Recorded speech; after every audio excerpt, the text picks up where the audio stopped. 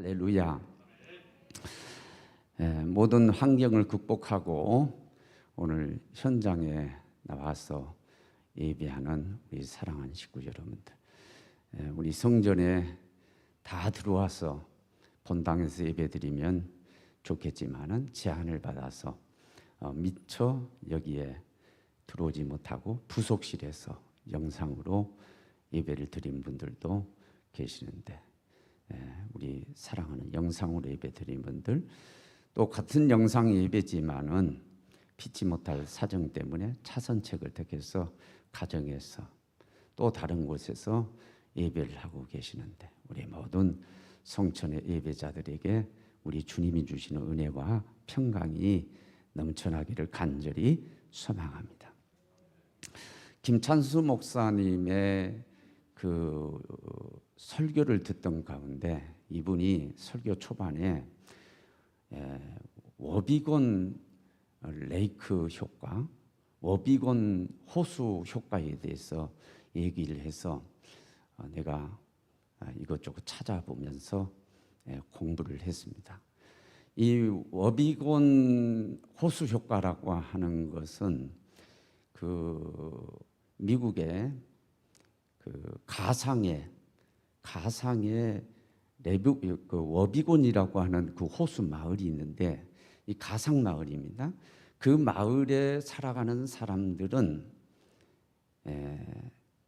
남자들은 우리는 다 잘생겼다 이런 생각을 하고 있고, 여자들은 우리는 능력이 있는 여자들이다 이런 생각을 하고 있고, 그리고 자녀들은 어떤 생각이냐면 우리는 평균 이상의 사람들, 능력 있는 사람들이라고 하는 그런 긍정적인, 이제 긍정적이라면 긍정적인 사고죠. 그런 사고를 하고 살아간다는 거예요. 그래서 심리학에서 이 워비건 호수 효과에 대해서 얘기를 많이 한다고 그래요. 근데 우리는 심리학을 전공한 사람이 아니기 때문에 처음 접하였어요. 이 비슷한 용어가 평균 이상 효과, 그런 것도 있더라고요. 우리가 나비 효과라고 하잖아요. 나비 효과는 저 남미 아마존에서 나비 한 마리가 날갯짓을 하는데 이게 막 영향을 미쳐가지고 뒤에는 태풍으로 변할 수가 있다. 그래서 어느 지역에 엄청난 타격을 줄 수도 있고, 그리고 나비 효과는 긍정적으로는 조그만 나비의 몸짓 하나도 긍정적인 큰 효과를 낼 수 있고, 부정적으로는 뭐 태풍을 일으켜서 막 지역을 파괴한다든지 그런 부정적인 효과도 나다. 그게 나비 효과 아닙니까? 근데 이 워비건 호수 효과라고 하는 것도 그렇고, 평균 이상 효과는 긍정적으로 보면은 우리는 능력 있는 사람이다. 아니, 나는 능력이 있는 사람이다. 그래서 미국에서 설문조사를 하면서 운전하는 분들을 대상으로 물어봤다네. 당신의 운전 실력은 어떠냐? 그러니까 90% 이상이 답하기를 뭐냐? 나는 평균 이상의 능력, 평균 이상으로 훨씬 다른 사람보다 운전을 잘한다. 90% 이상이 그렇게 생각을 한다는 거죠. 또 다른 말로 바꾸면은 나는 지적인 능력이나 이런 능력 면에 있어서 상위 10%에 나는 들어간다 라는 그런 사고를 하고 있다는 것입니다. 긍정적으로 보면 좋은 효과가 나타날 수 있죠. 나비 효과도 긍정적으로 나타날 수 있고 부정적으로 나타날 수 있으니까. 근데 문제는 뭐냐? 이게 부정적으로 나타나. 부정적으로 나타나면은 이 워비건 레이크 효과도 과대망상, 자기를 너무 자기를 너무 고평가를 하는 거예요. 자기 자신에 대해서 과신할 수도 있고요. 이 평균 이상 효과도 마찬가지예요. 너무 자기 자신을 긍정적으로 평가하고 잘났다고 생각을 하기 때문에 과대망상에 빠질 수 있고, 그 과대망상에 잘못 자신을 파악하고 알고 행동하는 것 때문에 엄청난 부정적인 일이 벌어질 수 있다는 것입니다. 그래서 이게 이제 부정적인 것 가운데 이 평균 이상 효과, 어비건 호수 효과가 부정적으로 나타날 때는 이럴 수도 있겠구나. 나는 성경을 다 알아. 나는 누구보다 성경을 잘 알아. 그래서 담임 목사가 말씀을 전하고 할 때에 본문을 텍스트를 택했는데 그 말씀 나 다 알아. 뻔하네 뭐. 이렇게 해가지고 마음문을 닫는다든지, 또 설교자를 평가하고 앉아있으면서 말씀 안 받는다든지, 그런 일도 벌어질 수 있단 말이에요. 자기를 고평가하는 거죠. 나는 다 알아.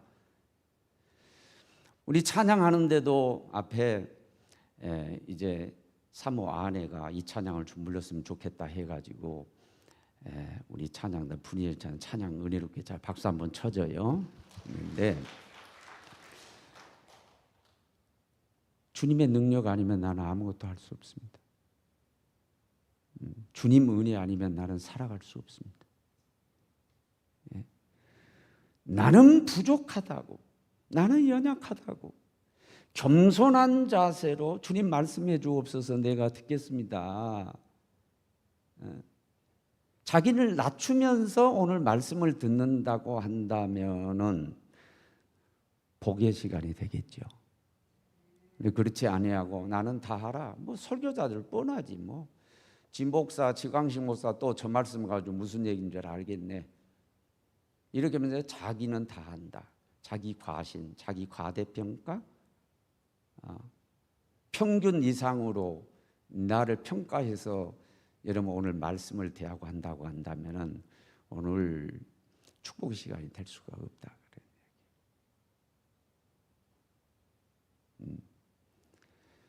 길로비치라고 하는 심리학자가 이런 얘기를 했는데 마음에 와닿았어요. 사람의 공경에 빠지는 것은 몰라서 공경에 빠지는 것이 아니라 잘못 따라서, 어설프게 잘못 따라서 공경에 빠진다. 이게 마음에 와닿았어요. 모르는 것보다 어설프게 하는 거, 그러면서 자기 자신에서 과신하는 거, 요게 오히려 큰 치명적인 타격을 우리 인생 가운데 입힐 수 있다.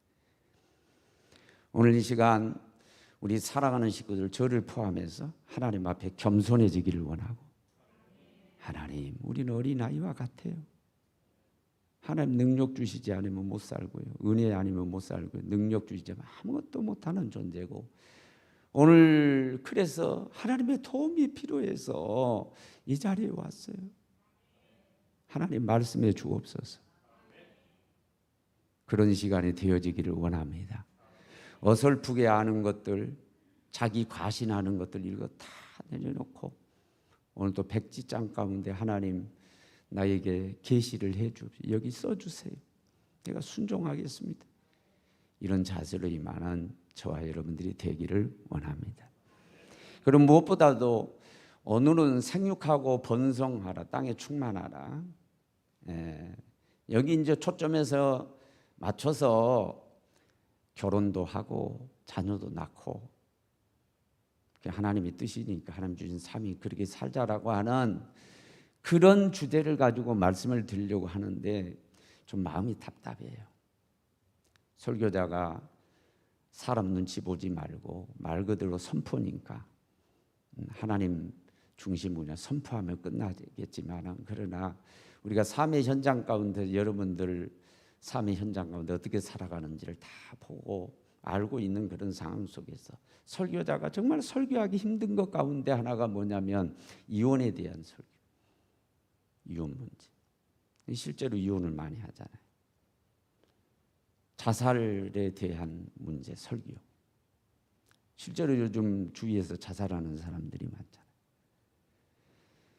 또 우리 특별히 젊은이들이 상처받지 않기를 바라면서 내가 이 멘트를 하고 말씀을 나누도록 하겠는데, 이 젊은 분들, 청년분들 절대로 시험 들지 말고 상처받지 말고, 담임 목사님은 원론적으로 하나님 말씀에 입각해서 말씀을 전하신다. 사실을, 성경에 있는 사실을 알려주시려고 하는 거다, 이렇게 생각을, 상처받지 말고 하나님 말씀을 잘 받으시기를 바랍니다. 이거 약속하셔야 돼. 아멘. 상처받지 마시고 오늘 말씀을 잘, 다시 한번 뭐가 진리인가라고 하는 건, 성경이, 하나님이 뭐라고 말씀하시는가를 오늘 파악하는 그런 시간이 되었으면 좋겠습니다. 제가 인용을 잘하는 성경 구절이 창세기 1장 26절 28절, 하나님이 이미지 오브 갓, 임하고되 하나님의 형상을 따라서 우리 사람을 지으시고 그들에게 복을 주시며 이르시되, 옛날에 가로되 복 주시면서 가라사대, 그런데 지금은 이르시되 뭐라고 말하냐면 생육하고 번성하고 땅에 충만하라. 이건 내가 너무 자주 인용을 했기 때문에 오늘 다시 한번 읽지 않겠어요. 분명히 하나님께 그렇게 딱 부러지게 명령을 하고 계시는 것을 봐요. 이걸 볼 때에 번성이라고 하는 것은 하나님의 명령이고 우리가 수행해야 될 사명이며, 생육하고 번성하는 것은 복이로구나. 복 주시며 이르시되, 생육하고 번성하는 것은 복이구나 라고 하는 사실을 우리가 확인을 할 수가 있습니다. 우리 젊은 분들이, 우리 청년분들한테 죄송한데, 우리 젊은 분들이 좋아하는 말이 그런 거래요. 야, 내 때는 이랬는데 너네는 왜 그 모양이냐? 이렇게 하면 꼰대가 되는 거예요. 얘들이 뭐냐면 꼰대들이라고 이렇게 얘기를 싫어해요. 젊은이들이 좋아하는 게 뭐냐? 그래, 너는 나보다 낫다. 너네 나이 때는 나는 엉망이었어. 엉망이 너네가 낫다. 요즘 애들이 그러면 힘내라, 이걸 좋아하거든요. 그런 내가 좀 우려가 되는 점이 있지만은, 요즘 세대를 여러 가지로 표현하는데 그 가운데 하나가 삼포 세대라고 합니다. 삼포 세대 또는 시대. 세 가지를 포기하는데, 결혼을 포기하고, 집 사는 것을 포기하고, 자녀 낳는 것을 포기하고. 이해가 가요. 왜? 경제적으로 직장 잡기도 어렵고 경제적으로 어렵고 환경이 그러니까 삼포한다는 거죠. 세 가지를 포기한다는 거죠. 이해는 가지만 그러나 분명히 말씀드려요. 하나님의 뜻은 아니다. 하나님께서 바라시는 것은 아니다. 언제나 하나님의 뜻을 따라 살아가면 결과가 좋고 복된 일이 벌어져요. 그러나 하나님의 뜻을 어기면은 항상 부정적인 일들이 벌어지고 마지막에는 화가 임하게 돼요. 자, 세 가지를 포기했다. 두 가지 먼저 딱 얘기하면, 집은 그렇다 치고 결혼 포기했다. 자녀 낳는 거 포기했다. 무슨 이유는 있어요?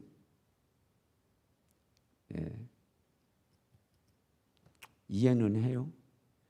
그런데 그 결과가 어떻게 나타나고 있나를, 이게 과연 축복의 결과로 나타나는지, 화로 나타나는지, 복으로 나타나는 화를 나타나는지를 잘 보라는 거예요. 부정적이고 화로 나타나고 있다는 거예요. 우리 권사님 가운데 유치원을, 어린이집을 경한 분이 있었습니다만 앞으로 유치원은 어렵습니다. 초등학교도 어렵고요. 앞으로 중고등학교도 어렵습니다. 듣는 바이면 우리 옆에 바로 초등학교가 있는데 이 학교도 통폐합돼서 없어질 가능성이 크다는 거예요. 애기들이 없어요. 학생들이 없어요. 의무 교육도 안 내는 거예요.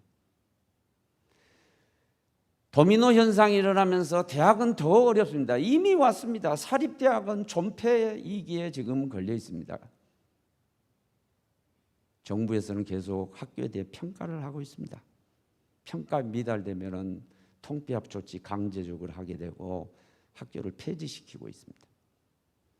이미 몇 년 전부터 대학교가 벚꽃 피는 지역으로부터 벚꽃 피어서 지는 그것처럼 아래서부터 위로 계속해서 대학들이 무너져 내려 실제로 그런 일이 벌어지고 있습니다.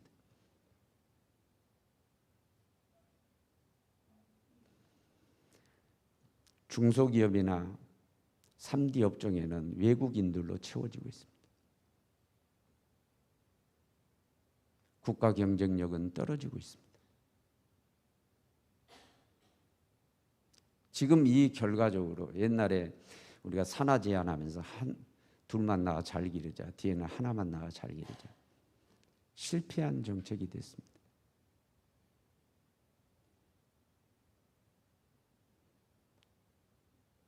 장수하면서 노인들은 많이 일어나 먹여 살려야 되는 세대는 없어지면서 역피라미드 형국이 됐습니다. 지금 과연 복됩니까? 세 가지를 포기하면서 젊은이들이 제일 싫어하는 게 뭐냐면 결혼 언제 하냐? 애인 있냐? 빨리 시집가고 장가가가지고 손주 손녀 좀 안겨줘라. 그런데 그거 이제 명절에 가면 해요. 할아버지 할머니가 하고 부모가 하고. 그러니까 얘들이 이미 포기했는데 갈 생각이 없어요. 날 생각이 없어요. 그런데 가면 또 그 얘기하니까 실증 나는 거예요. 그러면서 또 서로 또 부닥치는 거예요. 그래 명절 돼도 추석이 돼도 그 설이 돼도 안 가고 싶다는 거야. 더더군다나 코로나 핑계 대 가지고 딱 좋죠. 안 가잖아요. 며느리도 안 가고 자식도 안 가고 안 가잖아요. 노인들이 우울증 걸리고요. 외로워요. 지금 이상한 현상들이 벌어지고 있어요. 여러분 이게 뭐냐면은 하나님의 뜻을 거스르기 때문입니다. 하나님의 뜻이 아니에요. 하나님은 우리 축복하시면서 생육하고 번성하고 땅에 충만하라고 그랬어요. 말씀을 어기니까 결과가 안 좋게 나타나는 거예요. 근데 이것은 극단의 비유를 내가 하는 거니까 오해하지 마시기 바랍니다. 딱 이것만 잡으면 안 돼요. 제가 시골에서 들은 얘기예요. 케이스 바이 케이스고 경우에 따라 다 다르고 사람마다 다르지만 내가 어렸을 때 여러분 참 좀 하세요. 무슨 얘기를 들었냐면 이런 얘기했어요. 어른들이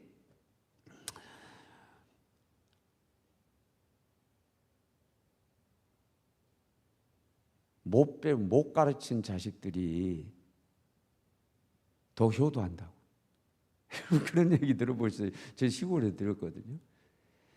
하나 둘만 나가서 잘 길어서 대학 내보내가지고 변호사 만들고 의사 만들고 성공했다고 그러는데 명절에도 안 찾아오는 거야. 1년 내내 안 찾아와. 근데 10명 낳고 12명 낳고 제대로 가르치지 못하고 그랬어도 다 나가서 자기들 자수성가하고 알아 해가지고 여러분 명절에 꼭 찾아가고 와서 효도하고 오히려 그렇게 했는데도 오히려 더 효도한다. 제가 지금 얘기하려고 하는 것은 뭐냐면 그게 옳은 얘기는 아니에요. 절도화시키면 안 돼요.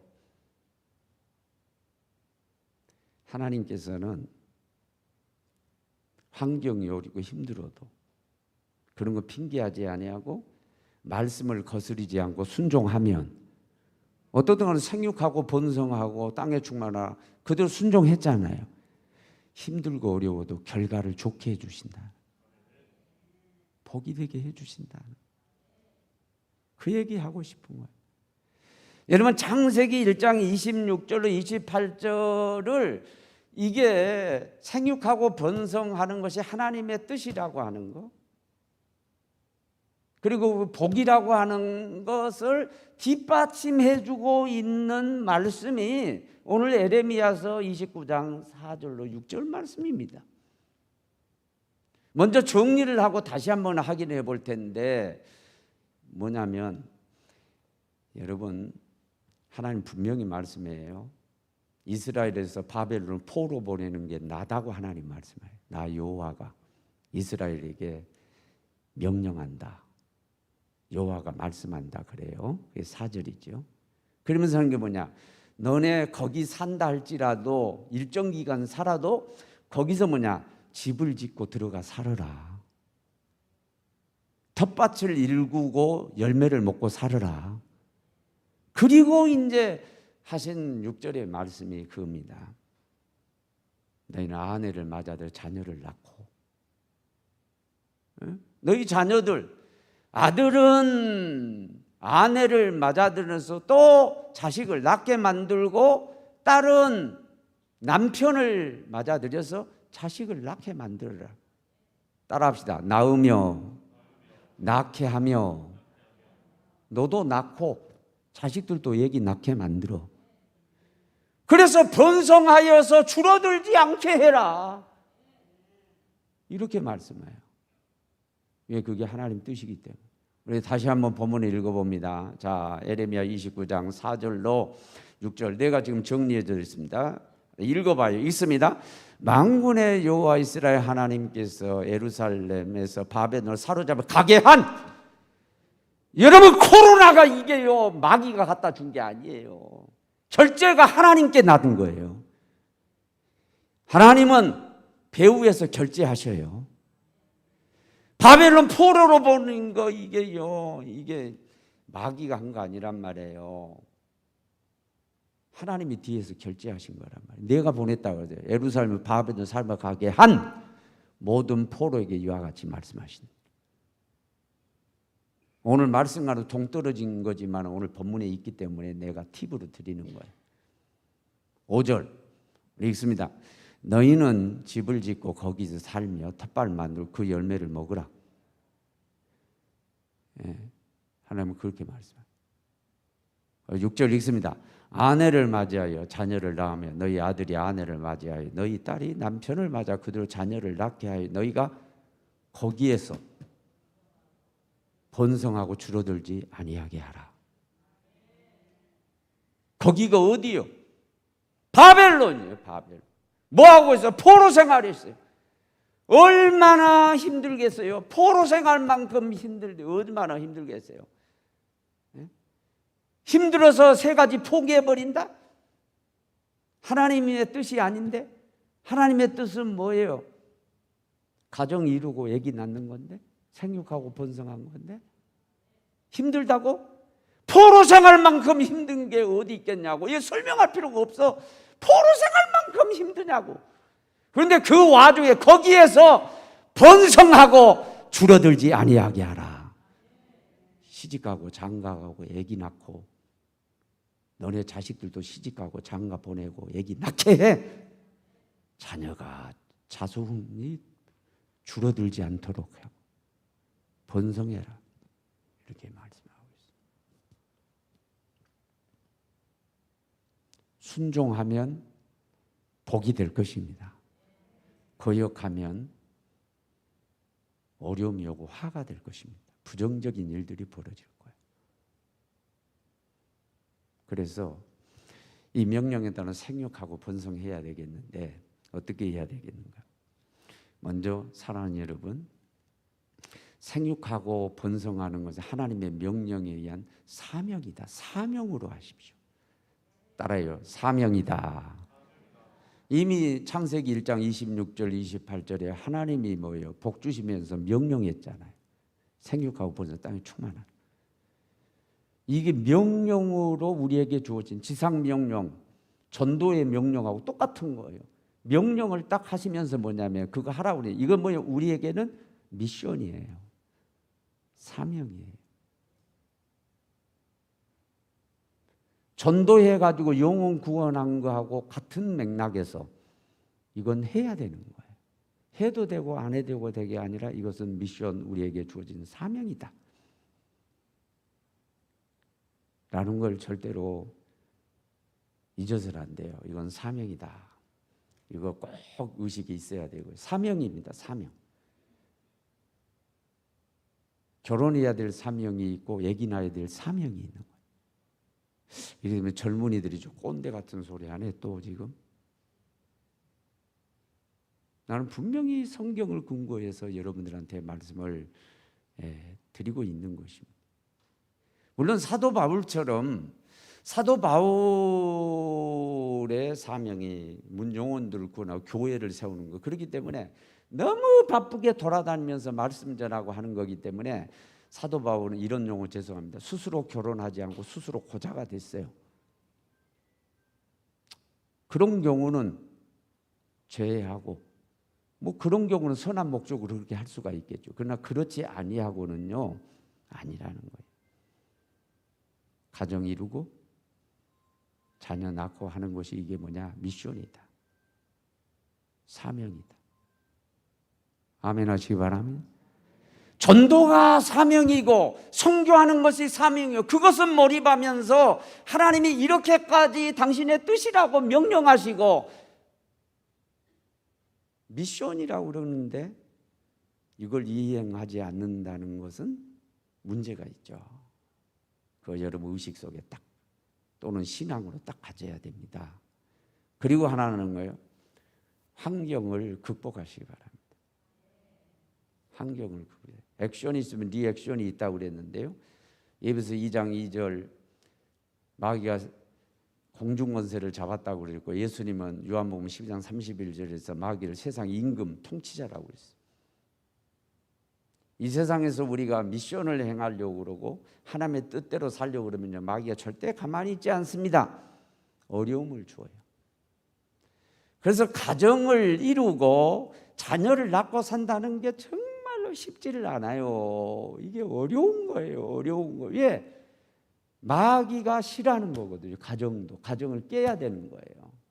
하나님은 가정을 이루어 주셨고, 가정을 이루고 또 다른 인격체가 부부가 돼가지고 보조를 맞춰가고 행복한 동해 간다는 거, 이게요 어려운 거예요. 어려운 거예요. 자녀 낳고 기르고 산다는 이게 정말 어려운 거예요. 많은 어려움들이 예상이 되고 실제로 일어납니다. 실제로 어려워요. 그래도요, 이 미션, 생육하고 번성하고 땅에 충만하는 하나님 명령이 미션을 이행하려면은요, 환경을 이겨야 됩니다. 제가 어렸을 때 경험해서 이게 시골에서 우리 시골에 인각 내가 딱 있기 때문에 이런 얘기 하는 거예요. 그러니까 우리 젊은 분들 이해하시기 바랍니다. 어렸을 때는 동네 옆집에 가면은요, 얘들이 왜 그리 경기를 많이 했는지 모르겠어요. 애들이 막 경기를 하면 막 눈을 막 그냥 뒤집어, 용서하세요, 뒤집어 까고, 그러고 막 흰자위가 막 이렇게 보이고 애들이 막 그냥 경련을 일으키고 축 처지고 죽어가요. 그럼 막 그냥 부모들이 안절부절하는 거예요. 응? 막 그냥 이 물을 이러면서 내가 좀 먹는 거예요. 물을 먹어가지고 얼굴에다 푹. 외국인이 이 얘가 정신을 잃어버리니까 이거 깨어나라고요. 막 물을 막 품고 하는 걸 많이 봤어요. 그런 경우는 많이 경험했잖아요. 얘가 막 죽어가요. 자, 이 길을 만났어요. 지금 뭐 119가 있고 다 그렇겠죠. 대처반은. 그게 우리 섬이래, 섬. 병원에 있는 곳에 가려면 2, 30리를 가야 돼요. 걸어서 가면 얘 죽어요. 방법은요, 20분 단거리로 해가지고 얘 가는 방법은 똑딱선 배밖에 없었어요. 그 전에 노젓는 배 아니면 탁탁이 배라고 탁탁탁탁탁 그 배밖에 없었어요. 네. 그래서 얘를 살리려면은 병원으로 배를 타고 가는 방법이 최고인데 파도가 많이 쳐요. 파도가. 파도가 많아지면은요, 야 파도 많아져 벌써 2m, 3m 정도, 야 폭풍주의보인데, 야 틀렸어. 지금은 해경들이 단속하고 그러지만 그 당시에는 그것도 없었거든요. 그러면은요, 파도가 문제가 아니에요. 내 새끼 살려야 되기 때문에 배 없는 사람은 배를 빌린다든지, 자기 배가 있다면 여지없이 가가지고 선착장 가서요, 그 배를 막 타고요, 그 파도 넘실거리는데 팔을 타고요 가는 거예요. 그래서 얘를 살리는 거예요. 그런 경우 많이 있어요. 왜? 목적은 살리는 거기 때문에. 위험을 무릅쓰고 파도를 헤치고 가는 거죠. 여러분, 생육하고 번성하는 것은 우리의 목적이고 사명이란 말이에요. 이거 감당하려면요, 힘들고 어려워도 헤쳐야 될 줄로 믿습니다. 그거 헤치지 않으면 안 되는 거예요. 에? 그런 얘기도 있잖아요. 결혼해라, 후회할 것이다. 결혼하지 말아라, 그래도 후회할 것이다. 이왕이면 하고 후회하자. 그런 얘기 많이 했죠. 옛날에 그런 얘기 많이 했죠. 해도 후회, 왜? 힘들거든. 에? 여러분, 문화가 다른 이 개체, 인격체가 만나가지고 산다는 게 여러분 싫어요. 그게 성격 맞추고 산다는 게 이게 보통 일이 아니에요. 에? 해도 후회할 거다. 안 해도 후회할 거다. 그럼 뭐 하고 후회해라. 그런 얘기죠. 힘들고 어렵기 때문에 안 해. 그러지 마시고요. 환경을 이기려고 하시기를 바랍니다. 힘들겠지만 헤치고 가겠다. 그런 각오가 돼야 돼요. 마지막 하나는 핑계를 불식시켜야 돼요. 핑계를 없애야 돼요. 제가 핑계하지 말지니라는 그런 설교를 한번 이제 로마서 1장 20절이죠. 데살리면서 한번 읽어봐요. 다 같이 로마서 1장 20절 있습니다. 창세로부터 그의 보이지 아니하는 것들이 곧 그의 영원하신 능력과 신성이 그가 만든 만물에 분명히 보여 알려졌나니 그러므로 그들이 핑계하지 못해. 설명을 하면 이런 얘기예요. 하나님의 존재에 대해서 나는 하나님 계신지 몰라서 그랬어. 그래서 안 믿었어. 핑계 못한다. 왜?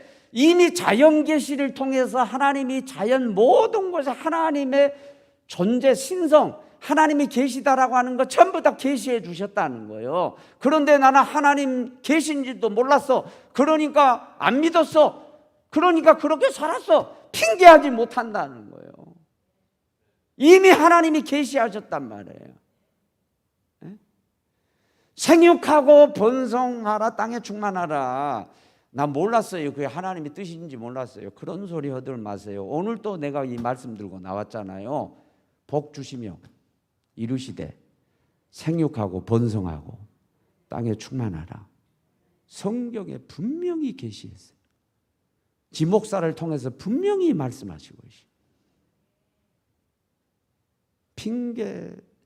핑계거리를 없애야 돼요. 핑계거리를. 그래야만 여러분 이 순종해서 생육하고 번성하고 땅에 충만하고 사명 감당하고 행복한 길을 갈 수가 있어요. 자, 바벨론 포로 시대입니다. 오늘날 어떻습니까? 에베소 2장 2절 공중권세 잡은 마귀가 우리를 사로잡았고 모든 자연을 사로잡았습니다. 그리고 세상 임금된 요한복음 12장 31절 세상 임금이 우리를 통치하고 있습니다. 우리도 포로들이, 자연인은 전부 다 포로들이.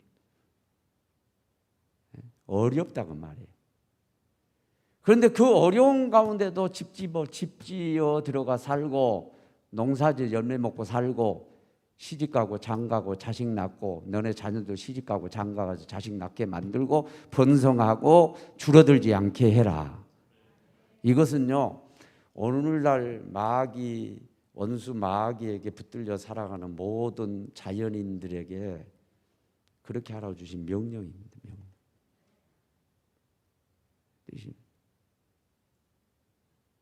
아니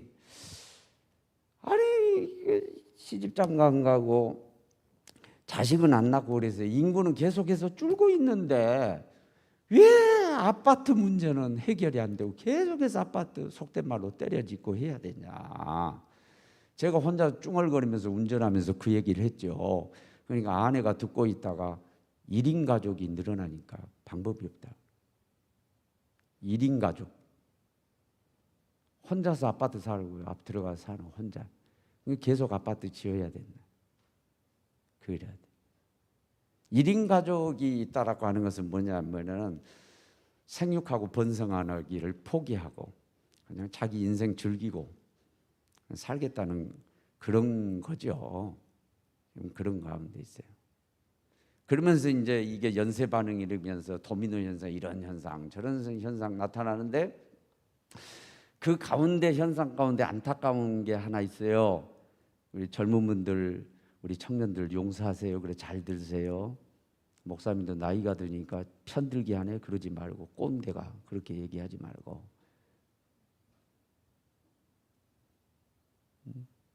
노인분들이 외로워요. 젊은 분들은 젊은데, 청년들은 청년대로 어렵지만 노인분들이 어려요. 이제 이렇게 되면서 잘 찾아오지도 않지. 예?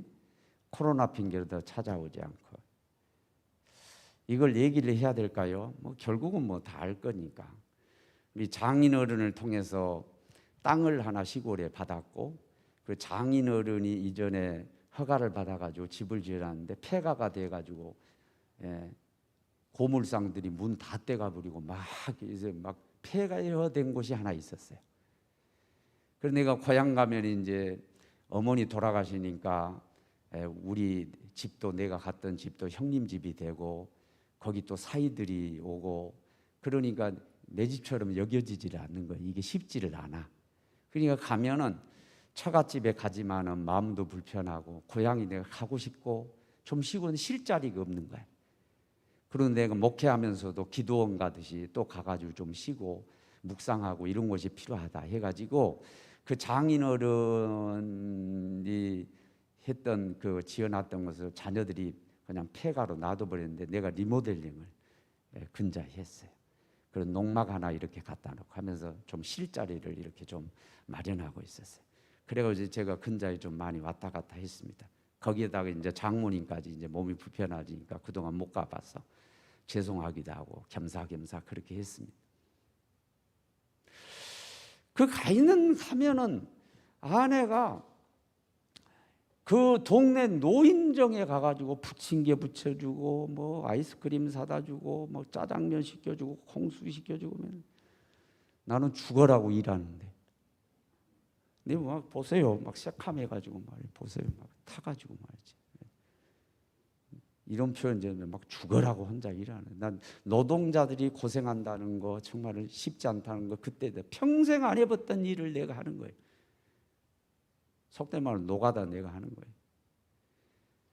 그러면 노가다를 해도 여기 도와주는 분이 필요하잖아요. 아내가 그거 좀 도와줬으면 좋겠는데 까딱하면 노인정에 가버리는 거예요. 가가지고 부침개 부치주고 뭐 내가 쓰려고 그러면 차는 어디 없어져 버렸어. 그 차 타고 노인정에 간겨. 가가지고 또 무슨 아이스크림 사다 주고 뭐 하고 막 그냥 아이고 잘도 노는. 내 마음속에 질투도 생기고요. 이건 아니 신랑을 이해해야지 노인들을 더 이해? 신랑은 내 팽개쳐 불고, 아내는 그러면 예수님이 신랑이고 나는 남편이래. 남편은 집어 던져버리고, 은근히 나는 또 뭐 질투도 생기고 말이지. 에이 이게 작작하고 말이야. 에? 나를 도와야지. 나 죽겠는데 말이야. 이렇게 좀 언성도 높이고 이렇게 했어요. 근데 아내 얘기예요. 노인들이 불쌍하다는 거예요. 그 코로나 때문에 여기 아예 붙여져 있더라고요. 경찰이 통제하는 지역이라고 하는 이게 붙여 있더라고요. 옛날에 그 모이고 그러면 나 그거 몰랐었는데, 노인정 모으면 젊은이가 밥 해준 분이 돈 받고 정부에서 지원해 준 게 있나 보죠.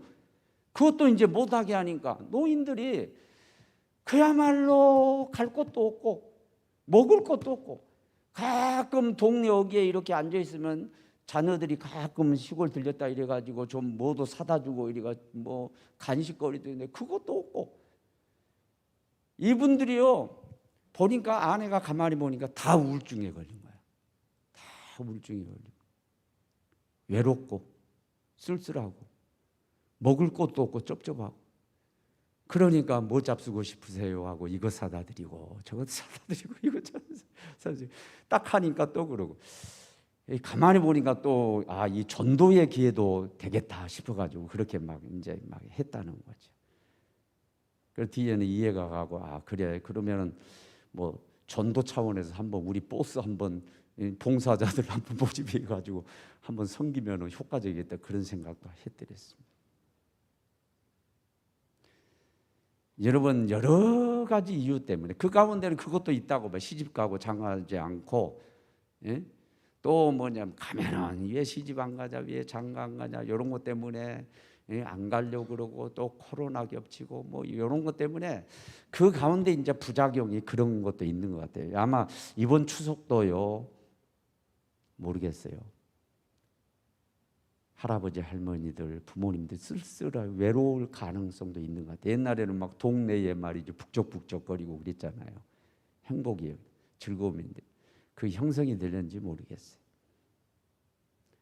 내가 지금 이런 얘기를 하면서 강조하고 본 것은 뭐냐? 생육하고 번성하는 것은 하나님의 명령이고 하나님의 뜻이고 그것은 우리의 사명인데 이것을 하지 않으면 여러 가지 부정적인 일들이 벌어지면서 결코 복이 되지 않을 거라는 거예요. 이게 화로 작용을 할 거라는 거예요. 그러나 힘들고 어려운 거 너무 힘드니까 포기할 정도로 힘들고 어렵고 이게 사실이지만 그럼에도 불구하고 그런 가운데 하나님의 명령이다. 이건 우리의 사명이다. 그래서 시집가고 장가가고 특별히 사도 바울처럼 하나님의 명령을 받지 않는 한 시집가고 장가가고 생육하고 번성하며 땅에 충만하려고 하면 하나님께서 복을 주실 거다. 이 나라 민족도 살려주실 거고 가정도 복되게 해주실 거고 개인도 복되게 해주실 거다. 그러니 우리 청년들이요 생각을 다시 바꿔봐라. 여러분들의 생각이 다 옳은 것은 아니다. 그래서 워비권 레이크 효과도 얘기했잖아요. 평균 이상 효과. 자기 자신에 대해서 나는 다 한다. 나는 똑똑하다. 목사님은 꼰대고 늙은이들은 다 그러지 말고 내가 지금은 조목조목 성경에 있는 말씀을 그대로 했잖아요. 하나님 뜻이라고 하는 거라고 생각을 바꿔보시기를 바랍니다. 그래서 행복하고 복된 우리 젊은이들, 우리 성도들 되어지기를 주의 이름으로 축원합니다.